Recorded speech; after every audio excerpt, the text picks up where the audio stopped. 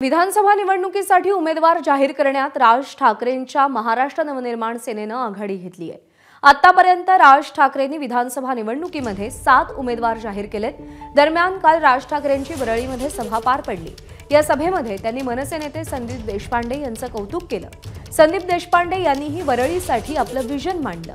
आदित्य ठाकरे वरळी विधानसभा मतदारसंघाचे आमदार आहेत आणि त्यामुळे राज ठाकरे आपल्या पुतण्याविरोधात संदीप देशपांडे यांना उमेदवारी देणार का याबाबत चर्चा सुरू झाल्या। संदीप हा अत्यंत राजकीय दृष्ट्या किंवा या संपूर्ण भागाच्या बद्दल अत्यंत जागरूक असलेला मुलगा आहे। अत्यंत अभ्यासू आहे, विषयावरती बोलणार आहे आणि जर घडू शकतं तर हो म्हणून सांगणार आहे, घडू शकत नसेल तर नाही म्हणून सांगणार आहे। आज त्याने हे तुमच्यासाठी एक विजन वरळी ठेवलेलं आहे, एकदा बघून घ्या।